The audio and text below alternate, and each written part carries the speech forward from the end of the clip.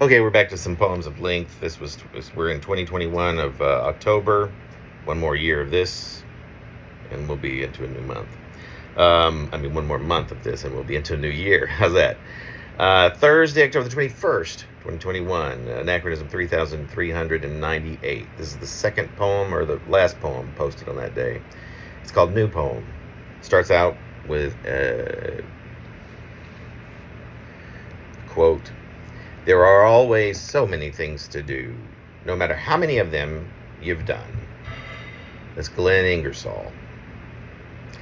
I might as well make it a totally abstract to-do list. I realize what a tease I'd be not to go ahead right now and crank out just for you an example of what my abstract to-do list might look like, but I'm actually quite comfortable being called a tease.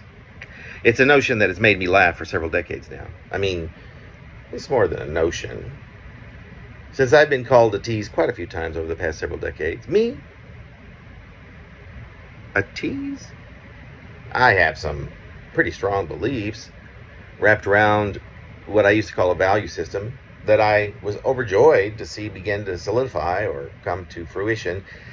And the old me, the one who might at any given moment have a quorum of some sort in my very presence, would often tout those beliefs based on this burgeoning value system quite vociferously. But just because one believes strongly about a particular subject does not automatically mean that the said believer is even an active participant in that thing which he might tout as being good, a-okay, important, if nothing else. Food for lifelong thought. For when a time rises wherein, say, this, what had always been a very strong and voluble belief, might be appropriately put into play, I would envision that this would become less abstract. I'm curious, are you at all surprised the direction these lines are now taking, the twists and turns that got us here? Imagine for a moment that there is no logic, no logical procession, no logical progression. Wouldn't that suck? Or would it? What if we had no actual rules, and that all of our belief systems, along with the values that are potentially unwrapped and or entangled together with each of us, what if all of these were just based around hunches rather than some sort of educated notions? What if there was no logic to you or my belief system? To your or my belief system? Would we even go to the trouble of putting forth an effort at peaceful existence? If I start to give examples of what I am talking about. So here is one. I believe strongly that monogamy is a ludicrous construct. Just bringing this up would always and almost immediately be the start of quite a raucous discussion, the purported sexuality of the quorum notwithstanding. I'd always go down the same. Folks would be so intrigued, mostly all vow that they could not even imagine having an open relationship, a non-monogamous one. The rules in which one might get a bit of leeway would be discussed. Hypothetical, celebrity free passes, it's okay to play along as long as it's at the gym, etc. And it might come up how Europeans have infidelity down to an art, which would allow that it is also the exception. That it is also the expectation rather than the exception, presumably. Now, all I said to start was that monogamy was a ludicrous construct. By the end of the discussion, feelings were often visibly bruised. There were accusations that I was trying to pawn off a belief system to others. People would stand up for their values, etc. I was the instigator, the one to be careful around because you might get provoked. I'd also often be, to the best of my finite capacity for knowledge and my ability to listen and comprehend and slice through all of the bullshit, it would later appear to me, the most ardent monogamist. The person who would be the last to jump up and disappear from a relationship, a friendship, family even.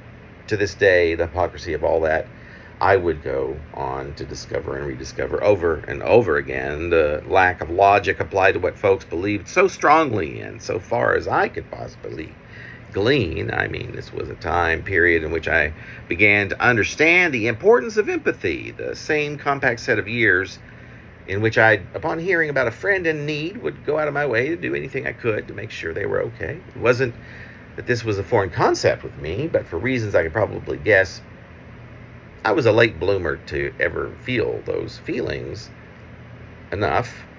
The need to help others rather than turning the other way. I'm no martyr. Please don't imagine I am. I do love screwing around with certain cultural mores, however, with especially ones set up around acts of engagement and of sex. And anything near the concepts of love, commitment, and honesty.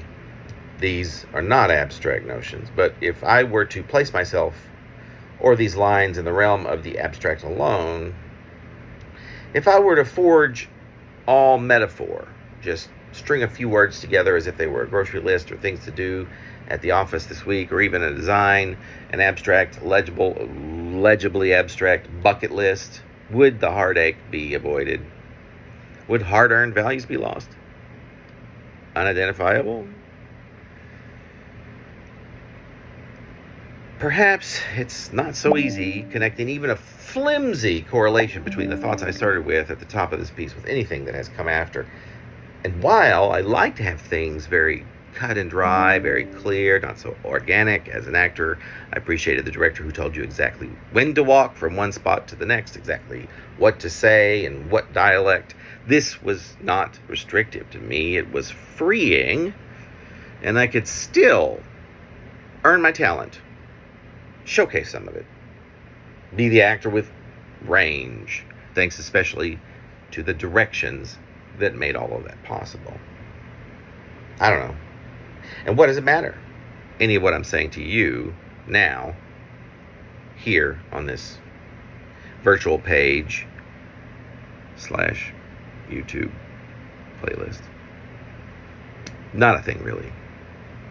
We're told to think outside of the box. If things don't fit comfortably, if this narrative seems to meander, doesn't say much, or what is it doing exactly, and why? Are these questions we need to answer? Absolutely not. But it's good to ask them once in a while. It's good to take on an occasional challenge and to return that favor by challenging others, don't you think? Anyway, I would say to you, please have a look if you might. What you see, read, is who I am. What joy to imagine someone just reading these lines to decipher a little bit about me and nothing else at all. I hope you get much more than my story here. I'm certainly awaiting yours with hope.